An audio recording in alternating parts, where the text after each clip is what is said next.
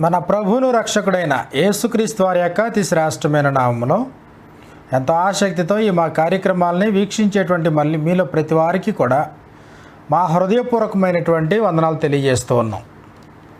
తండ్రి అయిన దేవుడు మనలో ప్రతి వారికి ఇచ్చినటువంటి ఈ అవకాశాన్ని ప్రతి వారు సద్వినియోగపరచుకోవాలని మీలో ప్రతి వారిని ప్రేమపూర్వకంగా మేము మనవి చేస్తూ ఉన్నాం. తండ్రి అయిన దేవుడు తన గ్రంథం ద్వారా తన సందేశాన్ని మనకి వెల్లడి చేస్తూ ఉన్నాడు. కీర్తనల గ్రంథము 90వ కీర్తనలో 10వ వచనం మనకి ఈ ప్రకారంగా వ్రాయబడింది. మా ఆయుష్కాలము 70 సంవత్సరములు, అధిక బలం ఉన్న ఎడల 80 సంవత్సరములగును. అయినను వాటి వైభవము ఆయాసమే దుఃఖమే, అది త్వరగా గతించును, మేము ఎగిరిపోదుము అన్నాడు. ఆయుష్కాలము 70 లేదా 80 సంవత్సరాలు. ఈ భూనివాస కాలం, భూమి మీద దేహంలో ఉండేది, లోకంలో బ్రతికేది పరిమితమైనటువంటి దినాలు. యోబు గ్రంథంలో 14వ అధ్యాయంలో మనకి ఈ ప్రకారంగా మనకు రాయబడింది. యోబు గ్రంథము 14వ అధ్యాయము 5వ వచనంలో, నరుల ఆయుష్కాలము పరిమితి గలది, వారి నెలల సంఖ్య నీకు తెలిసే ఉన్నది. మించజాలని వయపరిమాణము నీవు వారికి నియమించి ఉన్నావు. మించజాలని వయపరిమాణం, కూలివారి వలె తమకు నియమింపబడిన వారి పనిని వారు ముగించు వరకు వారు విశ్రమమునందునట్లు వారి వైపు చూడకయుండుము అన్నాడు.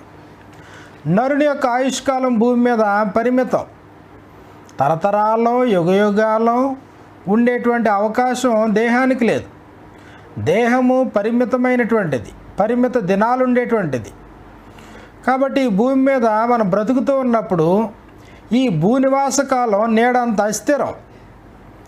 ఈ భూమి మీద మనం బ్రతుకుతూ ఉన్నప్పుడు మన విషయంలో దేవుని యొక్క జోక్యం ఉంటుంది అనే వాస్తవాన్ని మనం గుర్తించాలి. కారణం ఏంటంటే దేవుడు ఆయన సర్వభౌమాధిపత్యం మన మీద ఉంటుంది.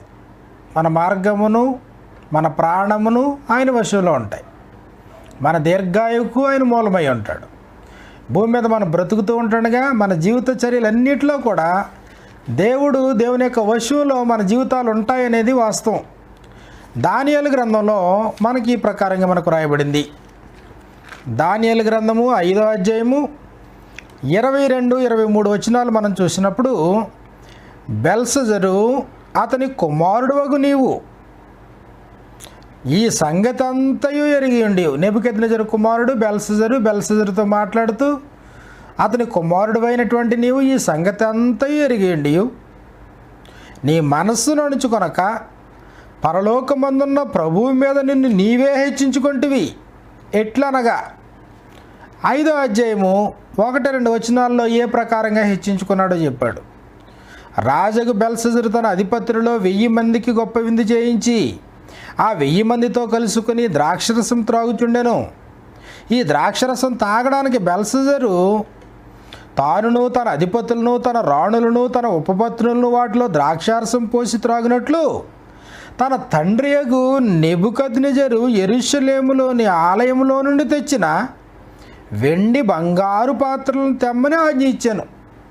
తాగడానికే యెరూషలేములో మందిరంలో నుంచి తీసుకుని వచ్చినటువంటి బంగారు పాత్రలని ఈ త్రాగుబోతుల యొక్క విందుకు ఉపయోగించుకోవడానికి సాహసం చేసినటువంటి వాడు నెబుకద్నెజరు యొక్క కుమారుడైనటువంటి బెల్షజరు. కాబట్టి 5వ అధ్యాయంలో ఆయన గురించి మాట్లాడుతూ తన తండ్రికి ఎలాంటి పరిస్థితి సంభవించిందో తెలిసి, నీ తండ్రి కాలంలో జరిగినటువంటి విషయమంతా నీవు ఎరిగి ఉండి కూడా నీ మనస్సును అణుచుకోకుండా పరలోకమందున్న ప్రభువు మీద నిన్ను నీవే హెచ్చించుకొంటివి.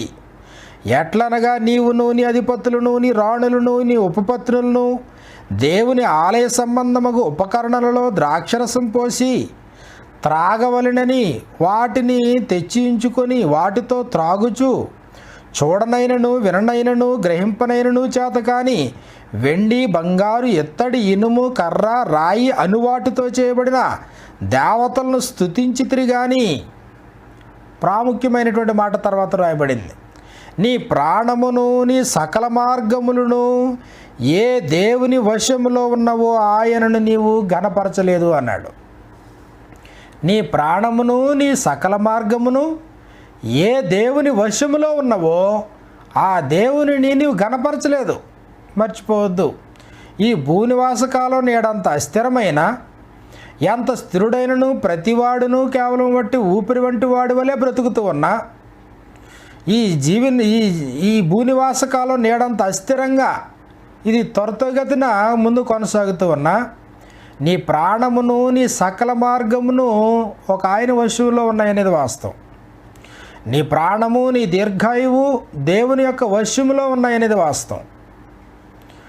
కాబట్టి బైబిల్ గ్రంథం మనకేం సెలవు ఇచ్చింది అంటే, కీర్తనల గ్రంథం 127వ కీర్తన 1-2 వచనాల్లో, ఈ భూమి మీద మనం బ్రతుకుతూ ఉన్నప్పుడు దేవుని బిడ్డలుగా మనం కొనసాగుతూ ఉంటే, నిబంధన ప్రజలుగా మనం కొనసాగుతూ ఉంటే దేనికి మనం చింతించాల్సిన పని లేదు.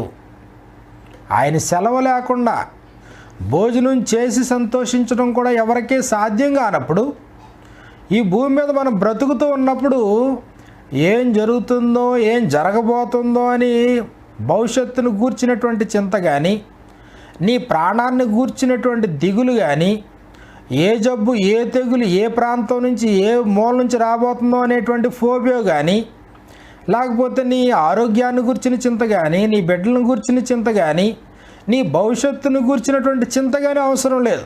కారణం ఏమిటి అని అంటే, కీర్తనలో 127వ కీర్తన 1-2 వచనాల్లో మనకి ఈ ప్రకారంగా మనకు రాయబడింది. కీర్తనలో 127వ కీర్తన 1-2 వచనాల్లో, యెహోవా ఇల్లు కట్టించని ఎడల దాని కట్టువారి ప్రయాసము వ్యర్థమే. కట్టువారి ప్రయాస వ్యర్థం. యెహోవా పట్టణమును కాపాడని ఎడల దాని కావలి కాయవారు మేలుకొని ఉండుట వ్యర్థమే. యెహోవా పట్టణాన్ని కాపాడకపోతే నువ్వు ఎంత ప్రయాసపడినా నీ ప్రయాస వృధా. దేవుని యొక్క కృప లేకుండా, ఆయన ప్రమేయం లేకుండా, ఆయన జోక్యం లేకుండా, ఆయన ఏలుబడి లేకుండా,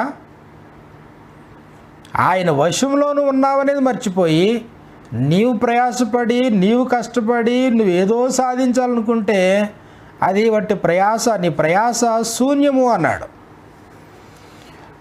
కారణం మన జీవితం మన కాలగతులు ఆయన స్వాధీనంలో ఉన్నాయి. కీర్తనల గ్రంథంలో మనకి ఈ ప్రకారంగా వ్రాయబడింది.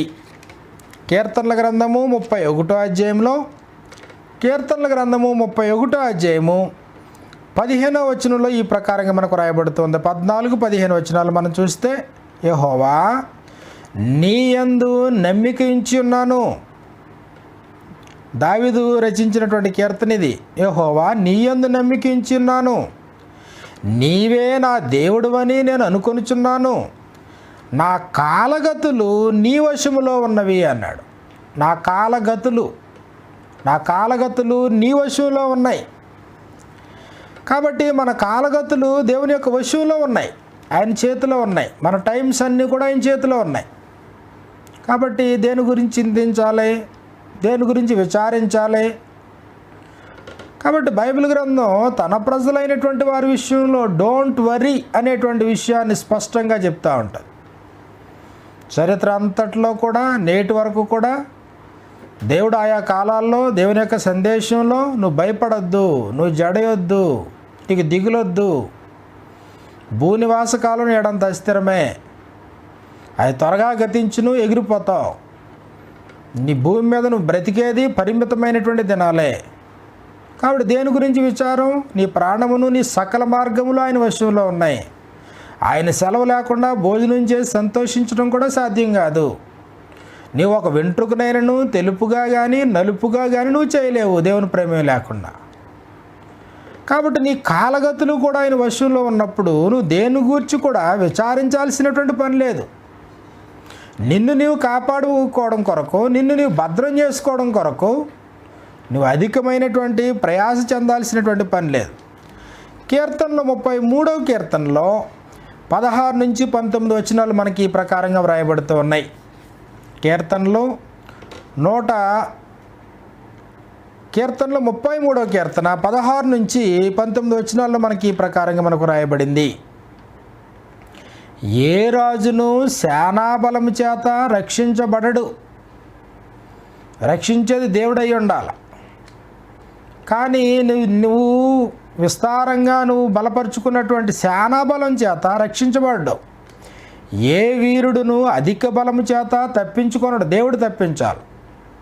నీ అంతటి నీవు నీ బాహుబలంతో కానీ, నీ శక్తితో కానీ, నీ సేనాబలంతో కానీ నువ్వు రక్షించుకోలేవు. రక్షించుటకు గుర్రము అక్కరకు రాదు. నువ్వు విరివిగా గుర్రాలు సంపాదించుకోవచ్చు. విరివిగా నువ్వు గుర్రాలు సంపాదించుకోవడానికి ఐగుప్తుకు పోవద్దు అన్నాడు ఇశ్రాయేలీలతో.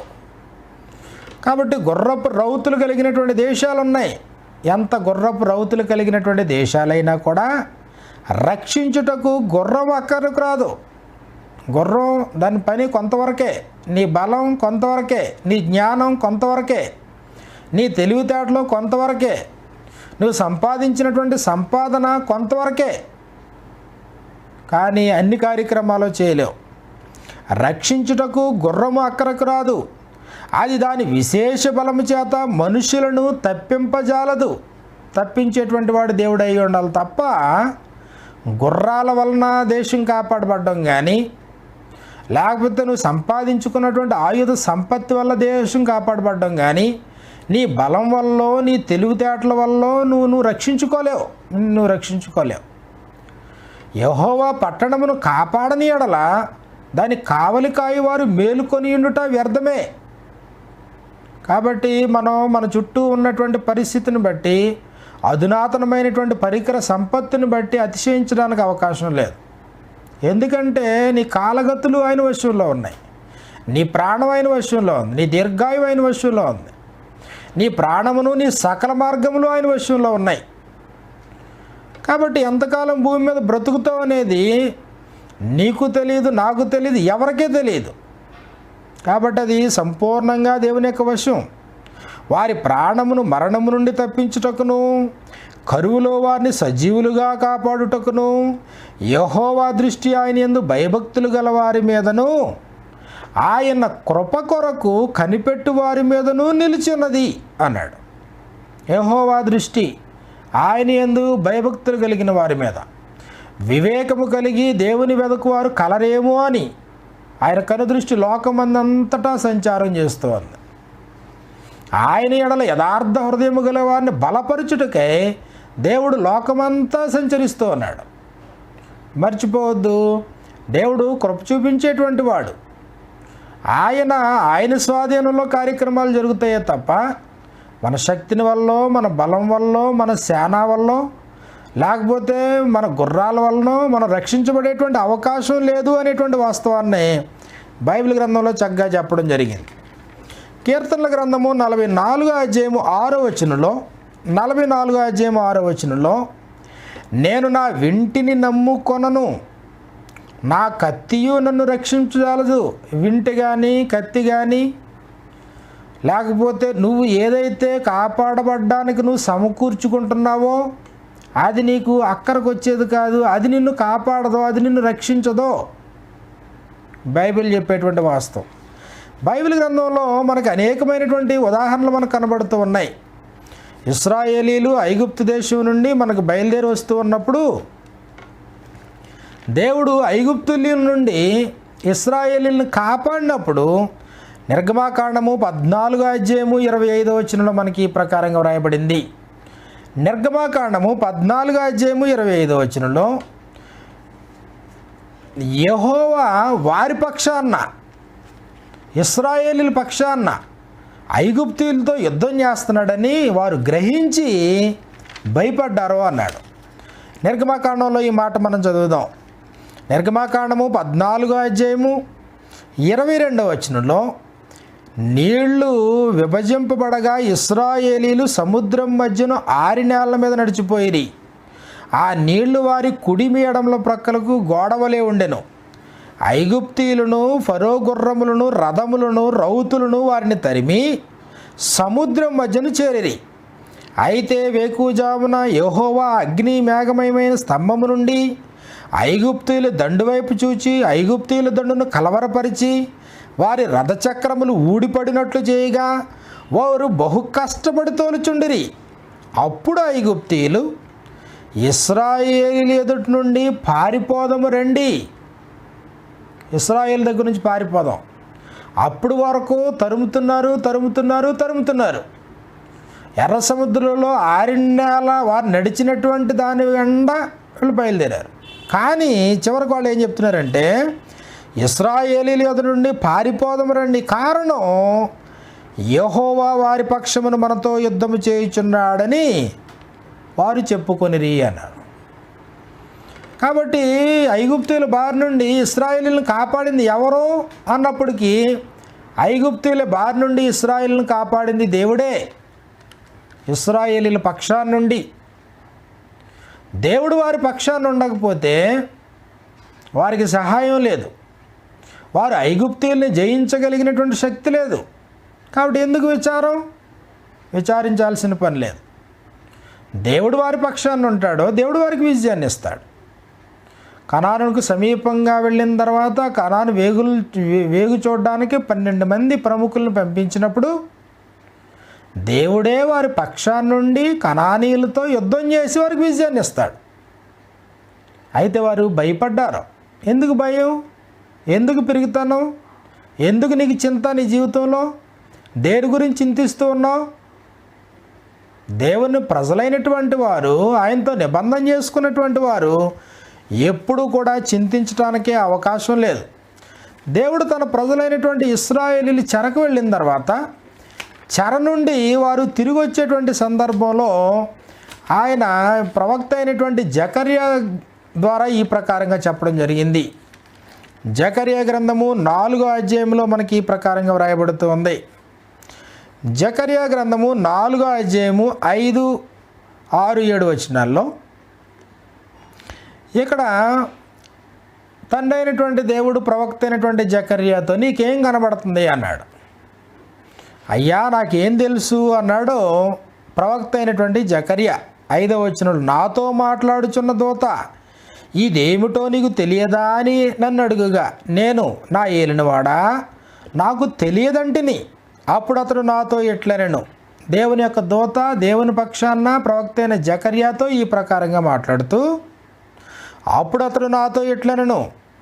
6, 7 వచనాల్లో, జకర్యా గ్రంథము 4వ అధ్యాయము 6, 7 వచనాల్లో, జెరుబ్బాబేలునకు ప్రత్యక్షమగు యెహోవా వాక్కు ఇదే, శక్తి చేతనైనను బలము చేతనైనను కాక నా ఆత్మ చేతనే ఇది జరుగునని సైన్యములకు అధిపతియగు యెహోవా సెలవిచ్చెను. తిరిగి యెరూషలేము పునరుద్ధరించబడ్డానికే, మందిరం నిర్మించబడ్డానికే తండ్రి అయినటువంటి దేవుడు తిరిగి వచ్చేటువంటి ఇశ్రాయేలీయులతో ఆయన ఏమంటున్నాడు అంటే, శక్తి చేతనైనను బలము చేతనైనను కాక, మీ శక్తి వల్ల కాదు, మీ బలం వల్ల కాదు, ఇది నా వలననే, నా ఆత్మ చేతనే ఇది జరగబోతుంది. ఇది కాబట్టి మీకు వరి ఎందుకు? మీకు ఎలాంటి వరి అవసరం లేదు, ఎలాంటి చింత అవసరం లేదు. నీ భూమి మీదకి వచ్చినప్పుడు నీ ప్రమేయంతో భూమి మీదకి రాలేదు, నీ ప్రమేయంతో ఈ లోకాన్ని విడిచిపెట్టవు. భూమి మీద బ్రతుకుతున్నప్పుడు రోజు వెంబడి రోజు, దినం వెంబడి దినం నీ జీవితంలో గడుస్తున్నాయంటే ఆయన మనకి అవకాశం ఇవ్వకుండా ఈ భూమి మీద దీర్ఘాయువు లేదు. దేవుడే మన ప్రాణమునకును మన దీర్ఘాయువునకును మూలమై ఉన్నాడు. ప్రాణం ఆయన వశం. ఈ భూమి మీద బ్రతుకుతూ ఉంటుండగా నీ ప్రాణం ఆయన చేతిలో ఉంది. కాబట్టి దేని గురించి చింతించాలి? దేని గురించి విచారించాలి? రేపు ఏం సంభవిస్తుందో అన్నప్పుడు, రేపు ఏం సంభవించినో మీకు తెలియదు అన్నప్పుడు, మీ జీవమేపాటిది మీరు కొంతసేపు కనబడి అంతలో మాయమైపో ఆవిరి వంటి వారు అని బైబిల్ గ్రంథం మనకు సెలవిస్తూ ఉంటే, ఆవిరి లాంటి బ్రతుకులో చింత అవసరమా? బైబిల్ గ్రంథం అంతట్లో కూడా దేవుడు చింతించొద్దు అనేటువంటి వాస్తవాన్ని ఆయన స్పష్టంగా మనకు తెలియజేస్తూ ఉన్నాడు. సామెతల గ్రంథము 21వ అధ్యాయము 31వ వచనంలో మనకి ఈ ప్రకారంగా వ్రాయబడింది. సామెతల గ్రంథము 21వ అధ్యాయంలో 21వ అధ్యాయము 31వ వచనంలో మనకి ఈ ప్రకారంగా వ్రాయబడుతూ ఉంది. యుద్ధ దినమునకు గుర్రములను ఆయత్తపరచుటకొద్దు. యుద్ధం సంభవించినప్పుడు గుర్రాలని సిద్ధం చేసుకోవడం అది జరిగేదే, కానీ యుద్ధమున నువ్వు రక్షించబడాలి అని అంటే, నువ్వు తప్పింపబడాలి అని అంటే, యుద్ధంలో నువ్వు చనిపోకుండా నువ్వు కాపాడబడాలి అని అంటే, రక్షణ యెహోవా యొక్క ఆధీనము అన్నాడు. జబ్బులు రావచ్చు, కరువులు రావచ్చు, వస్త్రహీనత, ఉపద్రవాలు రావచ్చు, ఖడ్గం రావచ్చు, తెగులు రావచ్చు. ఏదొచ్చినా మనం ఆయత్తపడడం వాస్తవమే, రకరకాలైనటువంటి ఏర్పాట్లు చేసుకోవడం వాస్తవమే. యుద్ధానికి పోయేటువంటి వాడు గుర్రములను ఆయత్తపరచుట కద్దు, కానీ ఆ ఆపద నుండి, ఆ విపత్తు నుండి నువ్వు కాపాడబడాలి అని అంటే అది యెహోవా యొక్క ఆధీనం. కీర్తనల గ్రంథము 23వ కీర్తన 1వ వచనంలో యెహోవా నా కాపరి అయితే, ఆయనే నా కాపుదలైతే, యెహోవా నా కాపరి నాకు లేమి కలుగదు అన్నాడు. పచ్చిక గల చోట్ల ఆయన నన్ను పరుండజేయను, శాంతికరమైన జలముల యొద్ద ఆయన నన్ను ఉంచుతాడు, నాకు ఇబ్బంది ఏమీ లేదు. కాబట్టి భూమి మీద మనం బ్రతుకుతూ ఉన్నప్పుడు మన కాలగతులు ఆయన వశంలో ఉన్నాయి, మన ప్రాణమును, మన సమస్త మార్గములను ఆయన వశంలో ఉన్నాయి. చింతించాల్సిన పని లేదు దేవుని పిల్లలుగా. ఒకవేళ చింత ఏదైనా ఉంటే అది అన్యజనులకు సంబంధించింది అన్నాడు ప్రభువైన యేసుక్రీస్తు వారు. అన్యజనులు వీటన్నిటి విషయమై విచారింతురు, కానీ ఇవన్నీ మీకు కావాలినని మీ పరలోకపు తండ్రికి తెలియను. కాబట్టి పోషకుడు ఆయన, నిన్ను వస్త్రహీనుడిగా లేకుండా కాపాడేది ఆయన, నీ ప్రాణానికి కాపుదల దేవుడు. ఆయనే నా కాపరి అయితే నీకు దిగులెందుకు, చింత ఎందుకు? దిగులు చింతతో మనకి పని లేదు. 2వ రాజుల గ్రంథంలో మనకి ఈ ప్రకారంగా మనకు రాయబడుతూ ఉంది. 2వ రాజుల గ్రంథంలో 19వ అధ్యాయాన్ని మనం చూస్తే అక్కడ మనకి ఈ ప్రకారంగా మనకు రాయబడింది. రాజు అయినటువంటి హిజ్కియా బాధపడుతూ ఉన్నాడు. 2వ రాజుల గ్రంథము 19వ అధ్యాయంలో అష్షూరు రాజు అయినటువంటి రబ్షాకే అనేటువంటి వాడు అక్కడి నుంచి ప్రగల్భాలు పలుకుతూ ఉన్నాడు. అయితే హిజ్కియా తన విని బట్టలు చింపుకొని గోనెపట్ట కట్టుకొని యెహోవా మందిరంలోకి పోయి అక్కడ గృహ నిర్వాహకుడు ఎల్యాకీము, శాస్త్రి షెబన్యాయు, యాజకులలో పెద్దలు, ఆమోజు కుమారుడుకు ప్రవక్త అయిన యెషయా వద్దకు పంపాను. ఆ కాలంలో ప్రవక్త యెషయా, ఆ కాలంలో రాజు హిజ్కియా, ఆ కాలంలో అష్షూర్ రాజైన తన యజమానుని చేత పంపబడిన రబ్షాకే అనేటువంటి వాడు దేవుని ప్రజల మీద ప్రగల్భాలు పలుకుతూ ఉన్నాడు. ఆ సందర్భంలో రాజు అయినటువంటి హిజ్కియా తన బట్టలు చింపుకొని గోనెపట్ట కట్టుకుని మందిరానికి పోయి ప్రార్థిస్తూ దేవునికి ప్రార్థన చేశాడు. దేవునికి ప్రార్థన చేసినప్పుడు ప్రవక్త అయినటువంటి యెషయా ద్వారా దేవుని యొక్క సందేశం ఈ ప్రకారంగా ఉంది. 6వ వచనంలో యెషయా వారితో ఎట్లనను, మీ యజమానునికి మాట తెలియజేయుడి. యజమానుడు హిజ్కియాకి మాట తెలియజేయండి. ఏ మాట? యెహోవా సెలవిచ్చినది ఏమనగా, అష్షూరు రాజు పనివారు నన్ను దూషింపగా నీవు వినిన మాటలకు భయపడొద్దు. వారు దూషించింది దేవుణ్ణి, అయితే వారి మాటలకు నువ్వు భయపడొద్దు. నువ్వెందుకు భయపడాలి? నువ్వు భయపడొద్దు, చర్య తీసుకోబోయేది నేను. కాబట్టి అతని విషయంలో నేను చర్య తీసుకుంటానన్నాడు. అయితే రాజు ప్రార్థించాడు దేవునికి. మందిరంలోనికి పోయి తీసుకొచ్చినటువంటి చీటీ పెట్టి దేవునికి ప్రార్థించిన తర్వాత 29వ వచనం నుండి మనకి ఈ ప్రకారంగా వ్రాయబడింది. 2వ రాజుల గ్రంథము 19వ అధ్యాయము 29వ వచనం నుండి, మరియు యెషయా చెప్పినదేమనగా, హిజ్కియా నీకు ఇదే ఒక సూచన. 32వ వచనం నుండి, కాబట్టి అష్షూరు రాజును గూర్చిన యెహోవా సెలవిచ్చినదేమనగా, అతడు ఈ పట్టణంలోనికి రాడు, దాని మీద ఒక బాణమైనా ప్రయోగించడు, ఒక కేడుమునైనా దానికి కనుపరచడు, దాని ఎదుట ముట్ట దెబ్బ కట్టడు. ఈ పట్టణము లోపలికి రాక తాను వచ్చిన మార్గములని అతడు తిరిగిపోతాడు. ఇదే యెహోవా వాక్కు. నువ్వేం భయపడద్దు. అతడు ఇక్కడికి రావడం కానీ ఇక్కడ నష్టం చేసి ఏది ఉండదు. కారణం ఏంటంటే నేను కాపులతలుగా ఉన్నాను. ఇదే యెహోవా వాక్కు. నా నిమిత్తమును నా సేవకుడైన దావీదు నిమిత్తమును నేను ఈ పట్టణమును కాపాడి రక్షించుదును. కాపాడే దేవుడా, యుద్ధం చేసే దేవుడా, శత్రువులను సంహరించే దేవుడా, శత్రువుల యొక్క బారి నుంచి తన ప్రజలను కాపాడుకునేవాడు దేవుడా అంటే అవును అనేటువంటి వాస్తవం 35వ వచనంలో మనకు కనబడింది. ఆ రాత్రియే యెహోవా దూత బయలుదేరి అష్షూరు వారి దండుపేటలో చొచ్చి, యెహోవా తన దూతను పంపించాడు అష్షూరుకే, ఇశ్రాయేలు వారికి యోధా వారికి ఇబ్బంది ఏమీ లేదు.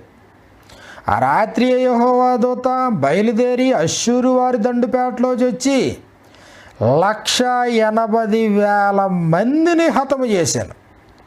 ఉదయమున జనులు లేచి చూడగా వారందరూ మృత కళేబరములై ఉండిరి. ఉదయం లేచినప్పటికి అన్నీ మృత కళేబరాలు. 185,000 మందిని రాజైనటువంటి హిజ్కియా చంపించలేదు, లేకపోతే సైన్యం చంపలేదు. చంపింది ఎవరో? దేవుని దగ్గర నుంచి దూత వచ్చి వీరిని కాపాడబడడం కొరకు వీరి మీద ప్రగల్భాలు పలికేటువంటి అష్షూరీల విషయంలో దేవుడు చర్య తీసుకుని ఆయన ఏం చేశాడంటే అష్షూరు వారి దండుపేటలో వచ్చి 185,000 మందిని చంపాను అన్నాడు. 185,000 మంది. ఎంత గొప్ప మరణమో చూడండి.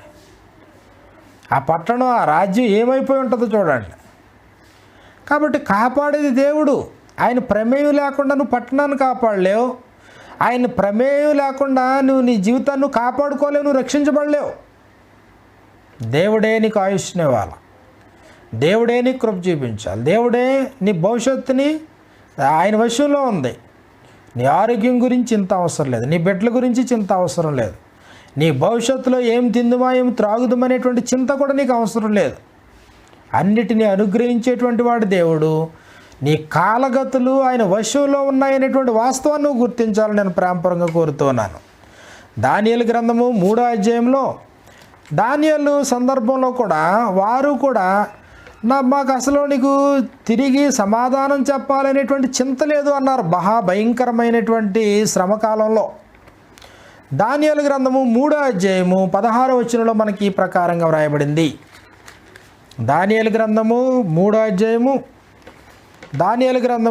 అధ్యాయము 16వ వచనాన్ని మీరు చూస్తే, షద్రాకును మెషాకును అబేద్నెగోయు రాజుతో ఇలాగు చెప్పిరి, నెబుకద్నెజరు ఇందును గూర్చి నీకు ప్రత్యుత్తరం ఇవ్వవలెనని చింత మాకు లేదు. మేము సేవించుచున్న దేవుడు మండుచున్న వేడిమి గల ఈ అగ్నిగుండంలో నుండి మమ్మను తప్పించి రక్షించుటకు ఆయన సమర్థుడు, మరియు నీ వశమును పడకుండా ఆయన మమ్మును రక్షించును. కాబట్టి దేవుని వశంలో ఉన్నటువంటి వారు ప్రజలకు భయపడలేదు, రాజుకు భయపడలేదు. నీకు తిరిగి సమాధానం చెప్పాలనేటువంటి చింత లేదు అన్నారు. మర్చిపోవద్దు, చింతల గురించి ప్రభువైన యేసుక్రీస్తు వారు కొత్త నిబంధనలో చెప్పడం జరిగింది. మత్తయి సువార్త 6వ అధ్యాయం 25వ వచనంలో, ఏమి తిందుమో ఏమి త్రాగుదుమో అని మీ ప్రాణమును గూర్చేయను, ఏమి ధరించుకుందుమో అని మీ దేహమును గూర్చేయను చింతించొద్దు అన్నాడు. కారణం ఆహారము కంటే ప్రాణమును, వస్త్రము కంటే దేహమును గొప్పవి కావా? కాబట్టి తండ్రి అయినటువంటి దేవుడు చింత గూర్చి ఆయన మాట్లాడడం జరిగింది. లోకాసు వార్త 12వ అధ్యాయము 24వ వచనంలో, లోకాసు వార్త 12వ అధ్యాయము 24వ వచనంలో, మిమ్మును పోషించుచున్నాడు దేవుడు అన్నాడు. కాకుల సంగతి విచారించి చూడి, అవి విత్తవు, కోయవు, కొట్టులో కూర్చుకో, వాటి గరిసె లేదు, కొట్టు లేదు. ఆయనను దేవుడు వాటిని పోషించున్నాడు. పక్షులను పోషించే దేవుడు వాటికంటే బహుశ్రేష్ఠులైన మిమ్మల్ని పోషించడా? కాబట్టి ఆహారం కొరకు, అన్న వస్త్రముల కొరకు మీరు చింతించడం ఎలా? చింతించడం వల్ల మీ ఎత్తుమురుడు ఎక్కువ చేసుకొని లేరు అని చెప్పాడు. వస్త్రాన్ని గురించి ఆహారం కొరకు చింతించొద్దు అని చెప్పాడు. అయితే మనుషులకి ఆహారం కొరకు చింత, వస్త్రాల కొరకు చింత, భవిష్యత్తు కొరకు చింత, రేపేమి సంభవిస్తుందో అనే చింత, ప్రాణ భయం కూడా ఉంది. ప్రాణం ఉంటుందో పోద్దో అనేటువంటి భయం కూడా మనుషుల్లో ఉంది. అయితే ప్రభు అయినటువంటి యేసుక్రీస్తు వారు అలాంటి భయం కలిగిన వారిని విడిపించడానికి ఆయన వచ్చాడని హెబ్రీయులకు రాసిన పత్రిక 2వ అధ్యాయము 14-15 వచనాల్లో, జీవితకాలం అంతయు మరణ భయము చేత దాస్యమునకు లోబడిన వారిని విడిపించుటకు, జీవితకాలం అంతయు మరణ భయంతో బ్రతికేటువంటి వారు. మరణ భయం దేనికి? నీ కాలగతులు ఆయన వశంలో ఉన్నాయి, నీ ప్రాణం ఆయన వశంలో ఉంది. కాబట్టి అన్యజనులు వీటన్నిటి విషయమే విచారిస్తారో మీరు విచారించాల్సిన పని లేదు. అన్యజనులకు విచారం, ఏమి తిందుమా, ఏం త్రాగుదమా, ఏం ధరించుకుందామా అన్యజనుల విచారం. భవిష్యత్తును గురించినటువంటి విచారం అన్యజనులకి. దేవుని కాపుదలలో నువ్వు ఉంటే, దేవుని భద్రతలో నువ్వు ఉంటే, క్రీస్తులో నువ్వు ఉంటే ఎలాంటి విచారణ నీకు అవసరం లేదు. 1 కొరింథీయులకు రాసిన పత్రిక 7:32 మీరు చింతలేని వారై ఉండవల్లని ఈ సంగతులు మీకు రాస్తున్నాను అన్నాడు. చింతలేని వారై ఉండాలని దేవుడు కోరుతున్నాడు తన ప్రజల విషయంలో. 1 పేతురు రాసినటువంటి పత్రిక 5:7 ఆయన మిమ్మును గూర్చి చింతించుచున్నాడు గనుక మీ చింత యావత్తు ఏమైనా ఉంటే ఆయన మీద వేయండి అన్నాడు. దేవుని ప్రజలుగా దేవుని కాపుదలలో మనం భద్రపరచబడిన వారమైతే దేని గూర్చి దిగులు అవసరం లేదు, దేని గూర్చి చింత అవసరం లేదు. అది నీ ప్రాణమైనా, నీ దీర్ఘాయువైనా, నీ భవిష్యత్తు అయినా, నీ ఆరోగ్యమైనా, లేకపోతే సమీపింపబోయేటువంటి తెగులు విషయంలోనైనా, నీ బిడ్డల భవిష్యత్తు విషయంలోనైనా, మరణం విషయంలోనైనా ఎలాంటి దిగులు నీకు అవసరం లేదు. దేవుని యొక్క కాపుదలలో నువ్వు ఉన్నప్పుడు, క్రీస్తునందు నువ్వు భద్రం చేయబడినప్పుడు, నిత్యత్వానికి నువ్వు సిద్ధపడుతూ ఉన్నప్పుడు, నీటి మూలముగాను ఆత్మూలముగాను బాప్తీసం పొంది ఆయన సంఘం అనేటువంటి రాజ్యంలో నువ్వు చేర్చబడినప్పుడు నీ భవిష్యత్తుకి ఎలాంటి ఇబ్బంది లేదు అనేటువంటి వాస్తవాన్ని గుర్తించి ఆ ప్రకారంగా జీవితాన్ని దిద్దుకోవాలని మీలో ప్రతి వారిని ప్రేమపూర్వకంగా మనవి చేస్తూ ఇంతటితో వాక్యాన్ని ముగిస్తూ ఉన్నాను. అందరికీ హృదయపూర్వకమైన వందనాలు. మా అడ్రస్ బ్రదర్ పలివేల మణికుమార్ గారు, క్రీస్తు సంఘం, సుభద్ర నగర్, యానం, పిన్ నంబర్ 533464. మా cell number 9848641443. Land line number 08842323443. మా ఇమెయిల్ అడ్రస్ yanamcoc@gmail.com.